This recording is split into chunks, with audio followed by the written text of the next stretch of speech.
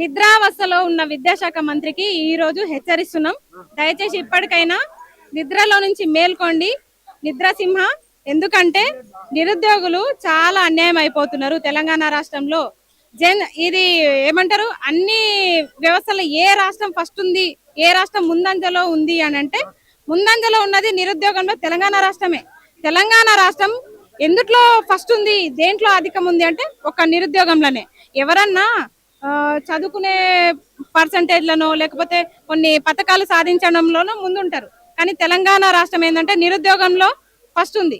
కాబట్టి విద్యాశాఖ మంత్రికి మేము చెప్తున్నది ఏంటంటే, విద్యాశాఖ మంత్రి పదవికి మీరు న్యాయం చేయలేకపోతే పక్కనున్న వాళ్ళు ఎవరికన్నా మంత్రుల కన్నా ఎవరికన్నా ఇవ్వండి, దయచేసి దానమన్నా చేయండి.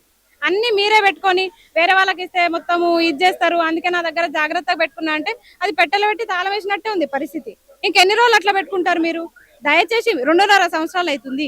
ఇప్పటికైనా మీరు ఇవ్వలేకపోతే నోటిఫికేషన్లు మీ వల్ల కాకపోతే మీరు ఆ విద్యాశాఖ మంత్రిని మీరు రిజైన్ చేయండి. దయచేసి మీరు రిజైన్ చేయకుండా మీరు అట్లే పెట్టుకొని హోంశాఖ మీ దగ్గరనే ఏమనంటే ఇక్కడ లాజిక్ ఉంది. నిరుద్యోగులకు సంబంధించిన నోటిఫికేషన్ల పదవి విద్యాశాఖ మంత్రి, అది ఆయన దగ్గరనే ఉంది. ఒకవేళ నిరుద్యోగులు ఏమన్నా రివర్స్ అయితే అరెస్ట్ చేసే హోంశాఖ మంత్రి కూడా ఆయన దగ్గరనే ఉంది.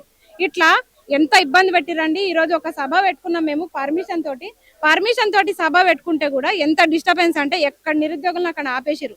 చిక్కడపల్లిలో పోలీసు గాలింపే, అక్కడ దిల్సుఖ్ నగర్ లో పోలీసుల మోహరింపే, ఎక్కడ చూసినా పోలీసులు ఆపేస్తున్నారు. అసలు ఎందుకు ఇంత దానికి? నేను ధర్నా చౌక్ ఎత్తేసిన, ధర్నా చౌక్ లో ఫ్రీగా మీరు ఏమన్నా స్వేచ్ఛగా ప్రకటించవచ్చు, ఫ్రీగా మాట్లాడొచ్చు, స్వేచ్ఛగా బతకొచ్చు, ప్రజాస్వామ్య రాష్ట్రం నాది, ప్రజాస్వామ్య పాలన నాది అని ఈ ప్రగల్భాలు ఎందుకు? చేతగాని మాటలు బంద్ చేసి ఫస్ట్ మీరు ధర్నా చౌక్ మీరు క్లోజ్ చేసేయండి.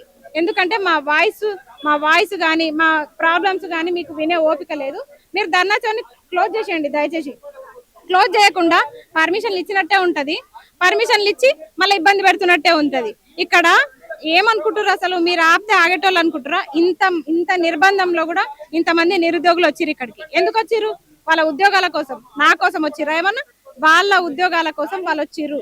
ఇది దృష్టిలో పెట్టుకొని ఎవరి జీవితాలకి వాళ్ళు ఖచ్చితంగా వాళ్ళకి మీరు భరోసా కల్పించాలి. కాబట్టి అది మీ బాధ్యత. నిరుద్యోగుల వల్ల గెలిచిరు మీరు, అది గుర్తుందా మీకు? నిరుద్యోగుల వల్ల గెలిచి ఈ రోజు ఆ మాట మర్చిపోయిరా? అసలు విద్యాశాఖ మంత్రి గారు ఉస్మానియా లైబ్రరీకి వచ్చింది మర్చిపోయిరా? చిక్కడపల్లి లైబ్రరీకి వచ్చి మర్చిపోయినరా? అసలు ఎక్కడ పోయింది మీ బుద్ధి ఏమైనా మందగిచ్చిందా మీకు? లేకపోతే ఏజ్ ఎక్కువైపోయి బుద్ధి పనిచేస్తలేదా మీకు? ఇంకెన్నిసార్లు చెప్పాలి? అందుకే చెప్తున్నాము, June 2 ఖబర్దార్, June 2 వరకు చెప్తున్నాము. తెలంగాణ ఆవిర్భావ రాష్ట్ర దినోత్సవాన్ని మేము సంతోషంగా జరుపుకోవాలి. మీరు ఇట్లే మమ్మల్ని ఇబ్బంది పెట్టి, జీవోలు ఇట్లే పెట్టి మీరు నోటిఫికేషన్లు ఇవ్వకుండా ఇబ్బంది పెడితే మాత్రం June 3 రోజు మీరు అసలు ఎక్స్పెక్ట్ చేయలేరు. ఎందుకంటే ముందే చెప్తే మీకు సహకరిస్తే మీరు మమ్మల్ని చాలా ఇబ్బంది పెడుతున్నారు. కాబట్టి June 3 రోజు ఏం జరుగుతుందో చూడండి. మీ ఇల్లు ముట్టడిస్తామా, లేకపోతే మీ ఆఫీసులు తగలబెడతామా, లేకపోతే ఏం చేస్తామో మాకే తెలియదు. నిరుద్యోగులకు మీరు ఇచ్చిన హామీలు నెరవేర్చాలి. ఇవ్వని పక్షంలో ఎంత దాకైనా పోతామని నేను తెలియజేస్తున్నాను.